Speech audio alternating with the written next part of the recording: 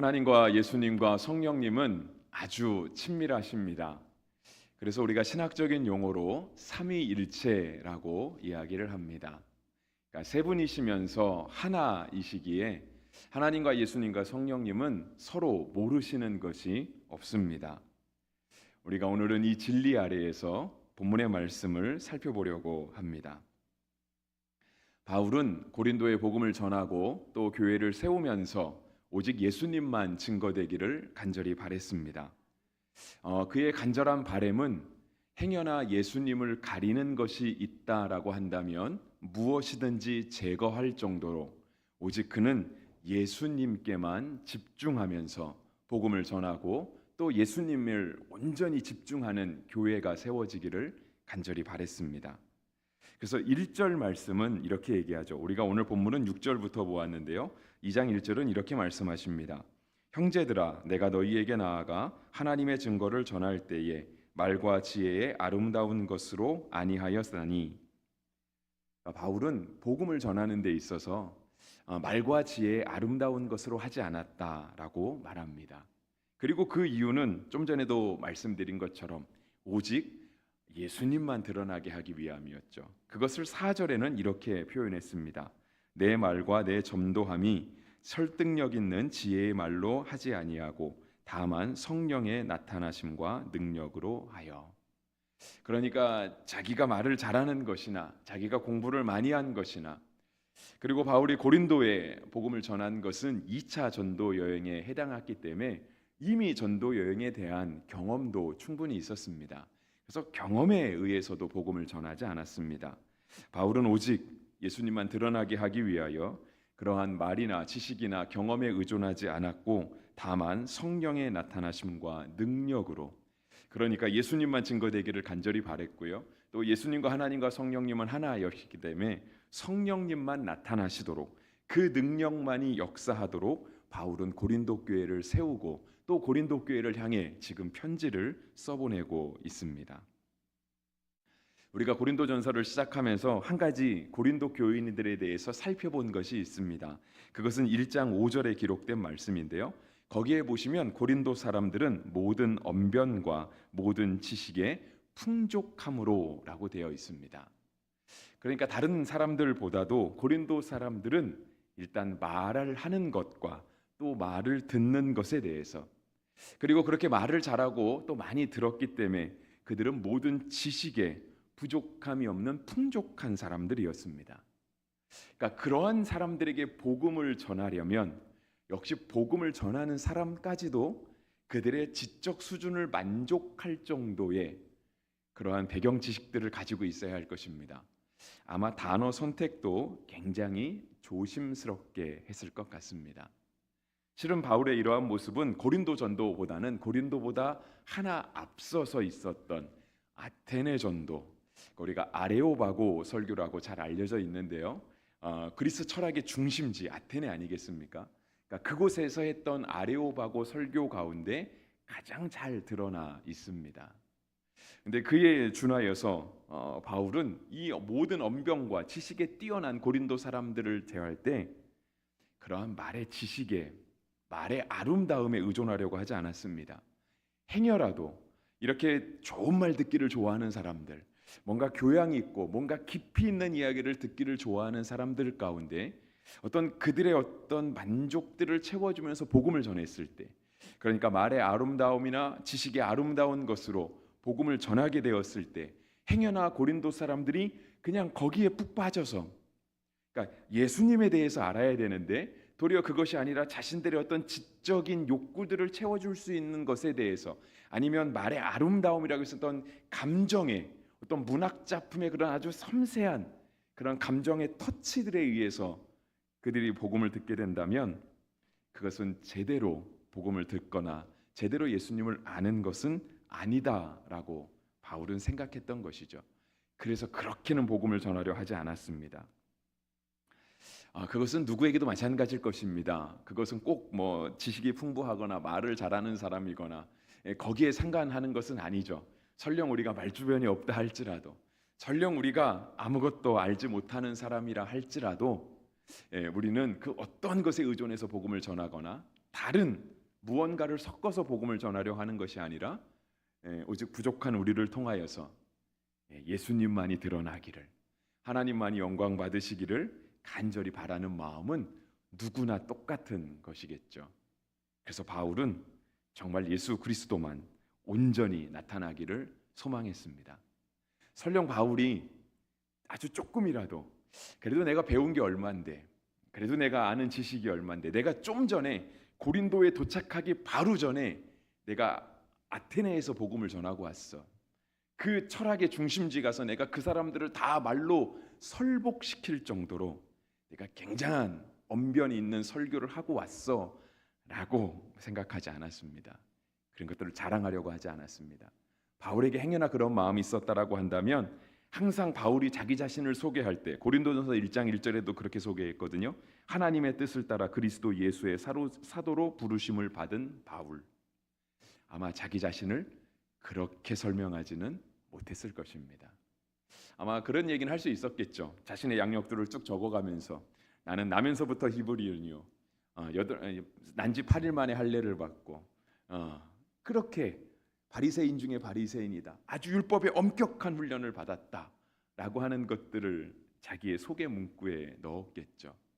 근데 바울은 그의 바울 서신 어디를 읽어봐도 그런 것들을 결코 드러내지 않았고요. 마치 1장 1절에 자기를 소개한 것처럼 자신은 하나님의 뜻을 따라 예수 그리스도의 사도로 부르심을 받았다라고 소개를 했습니다. 오늘 본문의 말씀을 준비하면서 우리가 또 오늘 기도하실 때에도 새생명 축제를 위해서 기도해 주셨는데요. 실은 우리가 준비하는 새생명 축제도 온전히 그렇게 예수님께만 초점이 맞춰지는 그러한 시간이 되었으면 참 좋겠습니다. 그러니까 우리가 복음을 전하려고 이제 기도해 주시는 분들이 이제 시간마다 오셔서 자리를 지켜주고 계신데요. 그래서 이제 저 뒤에다가 그 작성자 명단을 올려 놓았습니다. 그래서 이제 보시면서 자유롭게 기도하시라고 올려놓았는데, 저분들이 행여라도 우리 교회 와서 그렇게 오라고 막 어떻게든 달래고 막 윽박지르고 해서 그렇게 오라고 하더니 진짜 오니까 나쁘지 않네, 뭐 교회도 깨끗하고 뭐 찬양도 잘하고, 그다음에 또 특히 강사가 또 개그맨이 오잖아요. 개그맨이라는데 말도 참 잘하고 재밌고, 아니면 또 요즘 식사도 많이 신경 써서 준비하고 계시는 걸로 알고 있습니다. 수고해 주시는 분들께 참 감사드리고, 어쩌면 다음 주 토요일에 더 많은 수고들을 하실 듯한데요. 와 보니까 뭐 밥도 맛있고, 이런 것들만 기억난다면 그렇죠, 우리는 예수님께 초점을 맞춰서 새생명 축제를 한 것이 아니라 그냥 그 주변적인 것들, 부수적인 것들에 맞춰서 행사를 치러낸 것이 되겠죠. 오랜만에 하니까 우리가 그 행사에 집중해 보자라고 하는 것은 새생명 축제를 계획했던 그 누구의 의도도 아닐 줄 압니다. 새생명 축제는 온전히 예수님께만. 그래서 와서 찬양 들어봤더니 찬양이 예수님께 영광을 돌리고 있더라. 우리 강사 목사님이 어떤 설교를 준비했는지는 모르지만 예전에는 남을 웃기는 개그맨이라 그러더니 저 사람이 철저하게 예수 믿고 변화됐구나, 저 사람을 변화시킨 예수는 누구실까 하는, 온전히 예수님께만 집중될 수 있는 그러한 시간이 될 수 있도록 여러분 기도해 주시기를 바랍니다. 그리고 여러분들 계속해서 정말 우리 교회가 예수님께만 초점이 맞춰진 교회가 될 수 있도록 기도해 주시기를 바랍니다. 여러분들이 목회자들을 위해서 기도할 때요, 목회자들이 정말 예수님께 초점을 맞춰서 목회할 수 있도록 기도해 주시길 바랍니다. 그리고 성도들 모두가 나는 뭐가 좋아서 교회에 왔어, 그런 거 아니고 나는 교회 왔는데 뭐가 참 좋았어, 그런 게 아니라 정말 성도 한 분 한 분이 다 온전히 예수님께 초점이 맞춰진 그러한 성도가 될 수 있도록 기도해 주시기를 바랍니다. 교회가 하는 모든 봉사도 마찬가지이고요, 교회가 하는 모든 선교도 역시 마찬가지입니다. 그 가운데 예수님이 빠졌다라고 한다면 굳이 우리가 봉사할 이유가 뭐가 있겠습니까? 그 가운데 예수님이 빠졌다라고 한다면 굳이 우리가 선교할 필요가 없겠죠. 그러니까 교회가 하는 모든 일들이 다 그렇게 예수님께만 초점이 맞춰질 수 있도록 함께 기도할 수 있는 우리 모든 교우가 되기를 주의 이름으로 축복합니다. 그러면 우리는 어떻게 예수님께 초점을 맞출 수 있을까 하는 그런 궁금증이 생깁니다. 근데 사실상 신앙의 왕도는 없습니다. 그러니까 신앙의 다른 방법은 없습니다. 우리가 예수님께 초점을 맞추고 온전히 예수님께만 알고 살아간다라고 하는 것은요, 그냥 열심히 그냥 성경 보는 방법밖에 없습니다. 근데 성경을 뭐 그냥 전체적으로 다 읽으셔도 좋습니다. 그리고 한 어떤 우리 새벽 예배처럼 어떤 큐티 책들에 의지해서 어떤 주어진 본문 가운데 깊이 하나님의 말씀을 묵상해도 괜찮겠습니다. 우리가 새벽 예배 시간에 이렇게 목사님들이 그 생명의 산 큐티 본문을 가지고 설교를 준비해 오시잖아요. 여러분들은 큐티 하시면서 어떤 걸 느끼는지 모르지만 그래도 목회자들은 설교를 해야 된다는 부담감이 있기 때문에 정말 몇 절 안 되는 본문인데도 불구하고요, 정말 열심히 읽습니다. 읽고 또 읽고 뭐 하나 건져낼 거 없나. 그리고 좀 기존에 듣지 않았던 어떤 너무 식상한 말 말고 좀 뭔가 새로운 것이 없을까라고 이렇게 굉장히 찾아내는 그런 이렇게 노력들을 하고 있습니다. 그러니까 그 노력들을 더 잘할 수 있도록 여러분들이 기도해 주시기를 바라는 거고요. 그렇게 하나님께 집중할 수 있는, 정말 내가 예수님을 그렇게 알아가야 되겠다. 성경을 읽다 보면 정말 읽기 어려운 부분이 있고요, 읽어도 무슨 얘기인지 모르는 부분이 있습니다. 제가 몇 번 말씀드리지만 목사도 있습니다. 목사라고 성경 다 알겠습니까? 목사도 읽고 그냥 넘어가는 부분이 있습니다. 제가 지난 화요일에 새벽 예배 설교할 때도 그랬잖아요. 스가랴의 환상들이 나오잖아요. 오늘 새벽에도 환상이 나왔잖아요. 다 알 수 없습니다. 그것이 어떤 걸 의도하는지 나중에 천국 가서 하나님이 가르쳐 주시면 그때나 알까. 지금은 우리가 다 알 재간이 없거든요. 하지만 그냥 읽는 거예요. 열심히. 몰라도 읽고 알아도 읽고. 읽다 보면 분명 성령님께서 우리로 하여금 깨닫게 하시는 게 있습니다. 그것이 지식적으로 깨닫는 것도 있고요, 또 우리의 신앙적으로 깨닫는 것도 있습니다. 오늘 본문 말씀 6절에는요 이렇게 말씀하고 있습니다. 그러나 우리가 온전한 자들 중에서는 지혜를 말하노니 이는 이 세상의 지혜가 아니요 또 이 세상에서 없어질 통치자들의 지혜도 아니요 오직 은밀한 가운데 있는 하나님의 지혜를 말하는 것으로서 곧 감추어졌던 것인데 하나님의 우리의 영광을 위하여 만세전에 미리 정하신 것이라. 바울이 갑자기 오늘 본문이 6절부터 제가 보았는데요, 그 전에 자신이 다시는 언급하지 않겠다라고 하는 지혜를 언급합니다. 앞에서 1절에도 그렇고 5절에도 그랬잖아요. 나는 말의 지혜로움을 하지 않겠다. 말의 어떤 그런 언변의 아름다움을 가지고 복음을 전하지 않겠다라고 바울이 그렇게 말해놓고 나서 6절에서는 갑자기 그렇게 포기했던 지혜를 다시 꺼내듭니다. 그런데 단서가 있죠. 7절에 그 단서가 있잖아요. 이 지혜는 하나님의 지혜를 말하는 것이다 라고 바울은 분명하게 못을 박았습니다. 근데 이 지혜로 한다는 건 과연 누구에게 하는가? 6절이 그 대상을 말하고 있죠. 온전한 자들에게 한다. 그래서 제가 설교 제목을 온전한 자들 중에서는 이라고 잡았습니다. 성경의 표현이 그렇게 되어 있거든요. 온전한 자들 중에서는 지혜를 말하노니 라고 되어 있습니다. 여러분, 온전한 자들이라고 하는 그 단어 앞에 각주가 하나 달려 있습니다. 그래서 그냥 좀 농담 삼아 이야기하면 각주 있는 성경 좋은 성경, 각주 없는 성경 나쁜 성경입니다. 여러분 혹시 여러분 성경 가운데 각주가 없으시걸랑 조금 생활비를 아끼셔서 각주가 있는 성경으로 사시기를 바랍니다. 우리의 이해를 굉장히 풍부하게 도와줄 수 있습니다. 온전한 자들은 누굴까 하는 거예요. 각주를 보시면 장성한 자들이라고 되어 있습니다. 여기서 온전한 자들이라면 흠이 없는 자를 얘기하는 게 아니에요. 그러니까 하나님 앞에 흠이 없고 점도 없고 아무런 죄도 없는 사람만이 하나님의 지혜를 알 수 있다. 그게 아닙니다. 그러한 사람만 하나님의 말씀을 본다고 한다면 이 땅 가운데 하나님의 말씀을 볼 사람이 누가 있겠습니까? 아무도 없겠죠.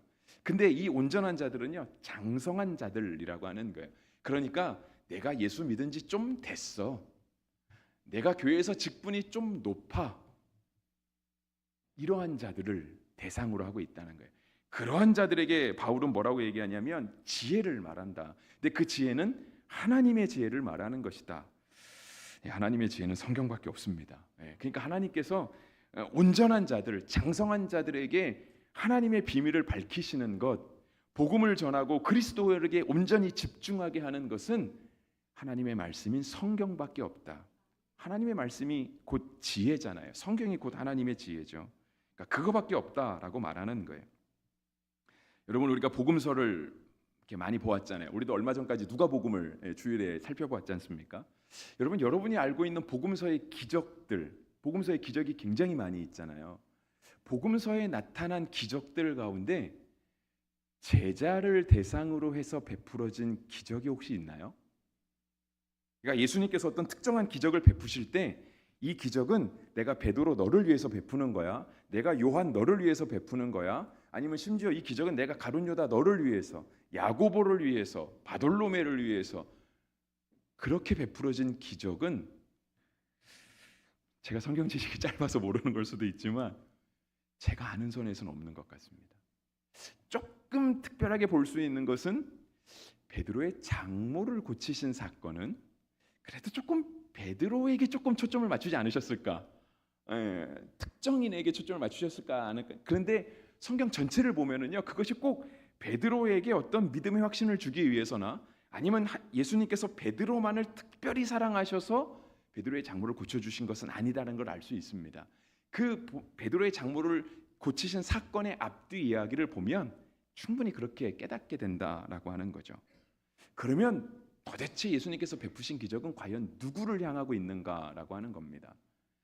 물론 제자들은 늘 예수님을 따라다녔기 때문에요, 예수님의 기적을 가장 많이 본 사람, 예수님의 기적을 가장 많이 접한 사람은 제자들이었습니다. 그 사실은 부인할 수 없습니다. 하지만 제자들, 여기선 제자들만이 아닙니다. 심지어 바리새인, 사두개인, 서기관들, 장로들, 그 당시 종교 지도자라고 하는 온전한 자들, 각주에 의하면 장성한 자들, 내가 예수 믿은 지 좀 시간 됩니다, 내가 교회에서 직분이 꽤 높습니다, 장성한 자들에게 예수님께서 기적을 베푸신 적은 거의 없다라고 하는 겁니다. 도리어 그들에게 말씀하신 것은 있죠. 성경의 표현을 그대로 빌리면 아직도 깨닫지 못하느냐입니다. 이 말씀은 마태복음에도 나와 있고 마가복음에도 나와 있습니다. 대표적인 기적이 이 예수님께서 아직도 깨닫지 못하느냐라고 하는 말씀을 하신 것은요, 예수님의 여러 기적 가운데 칠병이어 기적, 그 사건 다음에 예수님께서 제자들을 향해 아직도 깨닫지 못하느냐, 많은 바리새인과 사두개인과 종교 지도자들을 향해서는 그들이 외식하고 있을 때 너희가 아직도 깨달음이 없느냐라고 하는 그런 말씀들을 많이 하셨습니다. 칠병이어 사건은 오병이어 사건과 완전히 똑같습니다. 그래서 어떤 학자들은 실은 오병이어의 사건의 또 다른 번역이 아니겠는가, 그러니까 기록하다 보니 똑같은 사건을 두 번 기록한 것이 아니겠는가. 왜냐하면 칠병이어 사건은요, 마태와 마가만 기록하고 있습니다. 오병이어 사건은 마태, 마가, 누가, 요한이 다 기록하고 있고요. 그러니까 아마 누가와 요한도 이 기적을 모르지 않았을 때 뺀 거를 보면 아마 오병이어 기적만 가지고도 예수님께서 하시고 하시는 것들을 충분히 표현하지 않았을까라고 하는 생각 속에 빼지 않았을까 합니다. 학자들은 이제 그렇게 보고 있는 것이죠. 오병이어 사건 있은 다음에도요, 남은 것이 12광주리였습니다. 여러분, 추석 지난 지 얼마 안 됐죠, 그죠? 저희는 아직도 추석에 음식 하거든요. 이번에 서울 올라가기 전에 집에서 집사람이랑 둘이 열심히 전 부쳐갖고 올라갔습니다. 왜냐면 저희 어머니가 맨날 전 부치려고, 말씀으로는 하나도 안 하신다 그러고 가면 맨날 다 사놓고 있습니다. 안 부칠 수가 없죠. 그리고 또 아버지가 좋아하는데 어떻게 안 부치냐, 맨날 말로만 그렇게 하십니다. 근데 여러분, 추석 음식 아무리 준비해도요, 12광주리 정도 준비하는 가정은 아마 없을 겁니다. 웬만한 집도 12광주리 음식이 있으면 잔치하고 남을 겁니다. 오병이어 기적 다음에 배불리 먹고 남은 게 12광주리였습니다. 그러니까 다시 말하면 오병이어 기적 다음에 배고픈 사람 더 불러와서 더 먹였어도 음식이 부족하지 않았을 거라고 하는 거예요. 그런데 여러분, 우리가 집중해야 되는 건 뭐죠? 음식이 얼마 남았더라, 몇 명이 먹었더라가 아니라 도대체 이 기적을 베푸신 예수님이 누구신가, 그 예수님이 지금 어디 계신가라고 하는 거예요. 똑같은 사건이 바로 이어서 칠병이어 기적으로 나타납니다. 이거는 떡 7개와 물고기 2마리라기보다는요, 두어 마리라고 표현을 했습니다. 먹고 4,000명이 먹고 남은 게 7광주리였다라고 성경은 기록하고 있습니다. 그리고 이렇게 오병이어의 기적과 칠병이어의 기적이 끝난 다음에 예수님과 제자들은 배를 타고 갈릴리 맞은편으로 넘어가신다라고 되어 있습니다. 근데 이제 이렇게 배를 타고 가는 도중에 갑자기 제자들의 생각이 딱 난 겁니다. 아, 떡을 안 가져왔다.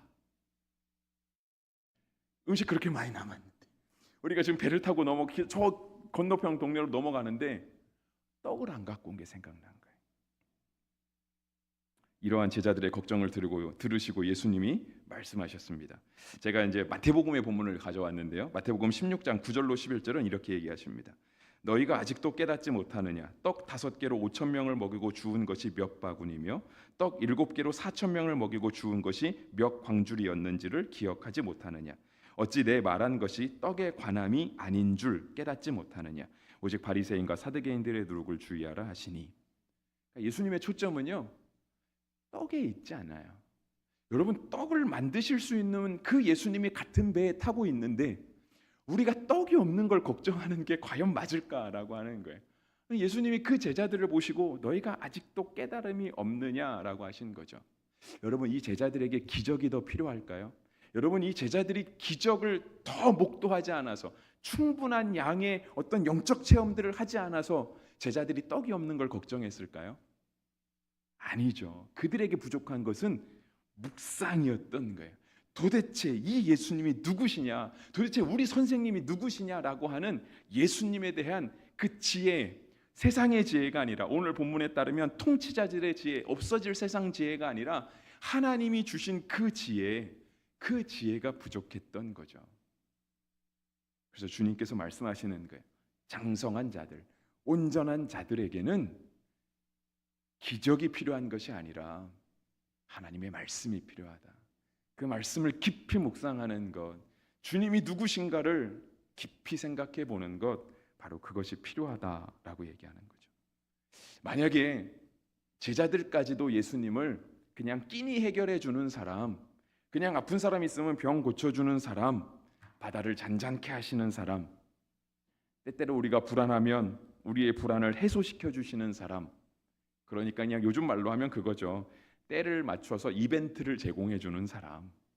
우리의 신앙이 떨어질까 봐 그 떨어질 때를 대비해서 예수님이 중간중간 한 번씩 이벤트를 제공하시면서 놀라운 기적들을 베풀어 주시는 사람으로 우리가 생각한다면, 다른 사람이 더 많은 기적을 베풀 때, 심지어 사탄이라도 예수님보다 더 많은 신비로운 일을 우리 눈앞에서 보여줄 때 우리가 거기 자리에서 예수님 버리고 거기를 따라가지 않겠습니까?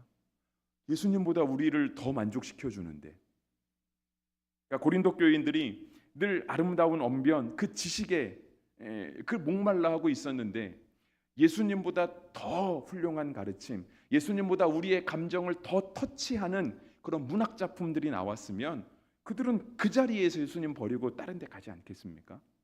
그러니까 바울이 말하는 거예요.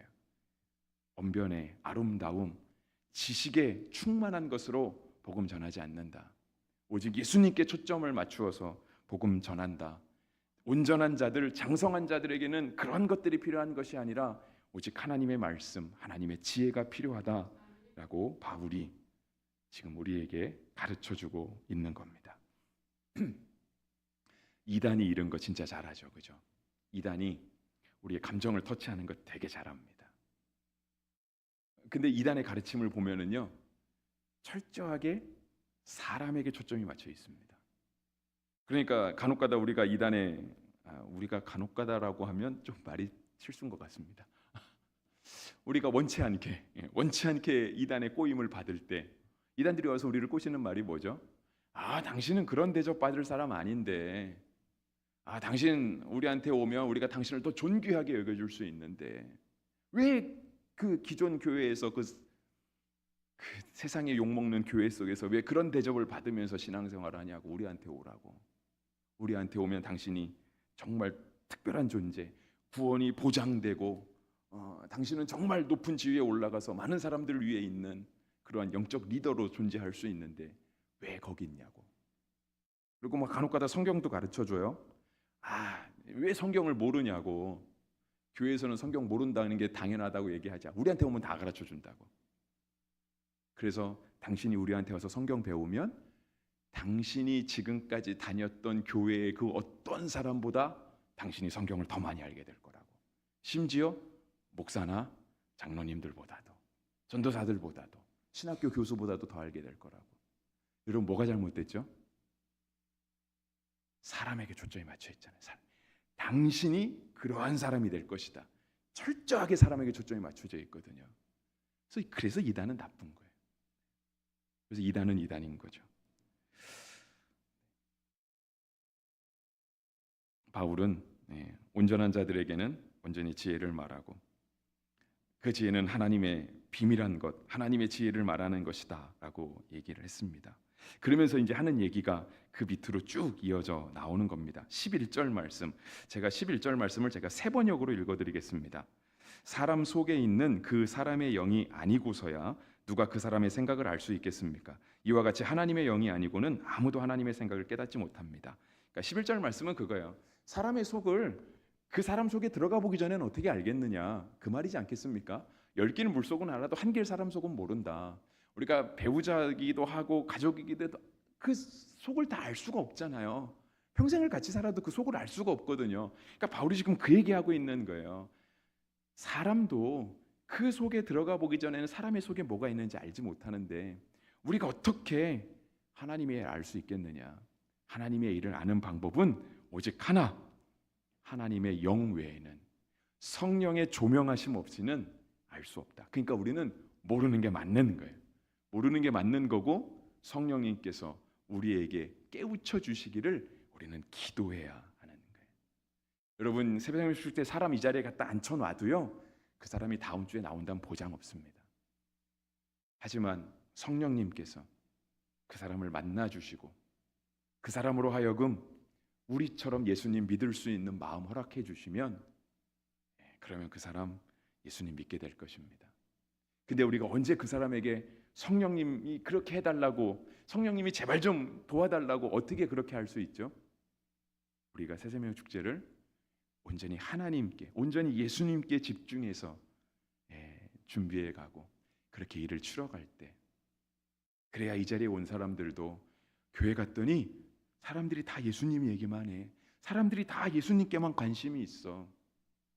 그래야 그 사람들도 교회에 와서 예수님께 관심을 갖고 예수님이 누구신가 깊이 알려고 노력하지 않겠습니까?